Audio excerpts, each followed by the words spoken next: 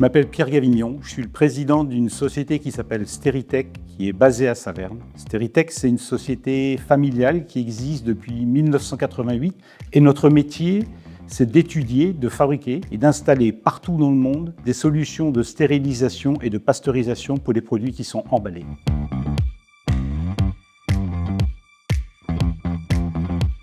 Pour nous, l'export, c'est dès la création de la société. On avait une concurrence qui était une concurrence française. On faisait des équipements, ou on fait des équipements qui sont des équipements premium. Nous sommes les plus chers du marché. Et sur la France, il y avait une bataille de prix qui ne nous permettait pas de nous développer. Donc on s'est tourné vers l'export. Et comme on est en Alsace, on s'est tourné naturellement vers l'Allemagne. L'export aujourd'hui, c'est plus de 90% de notre chiffre d'affaires.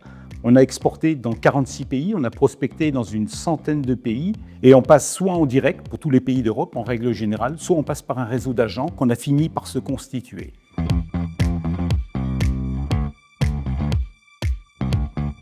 Steritech est une PME, elle est principalement constituée de techniciens, d'ingénieurs, donc de gens qui sont impliqués dans tout ce qui est technique.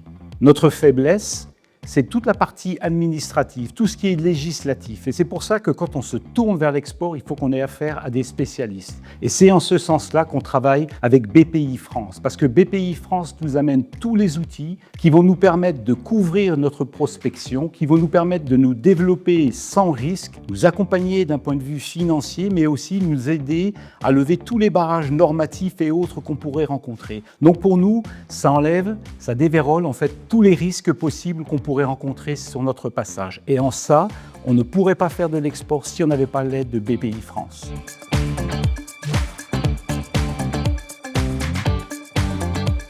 Une des difficultés, ou plutôt un des challenges quand on veut faire l'export, c'est que ce qui nous a amené à choisir un pays peut à un moment donné s'arrêter. On peut se lancer dans un pays, penser qu'il y a un développement, parce qu'effectivement il y a un marché, et pour des raisons géopolitiques, à un moment donné la fenêtre elle se ferme.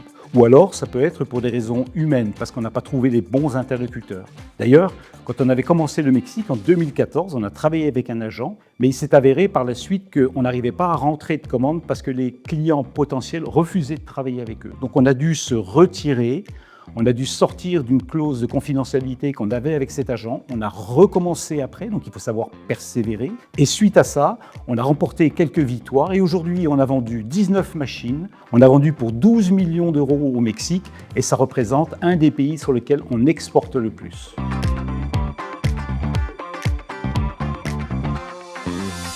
Le conseil que je pourrais donner pour faire de l'export, c'est premièrement de s'entourer de gens qui sont compétents. Il y a auprès de BPI France la possibilité d'avoir tous les services qui vont permettre d'aller de la prospection jusqu'à la finalisation et le financement des contrats.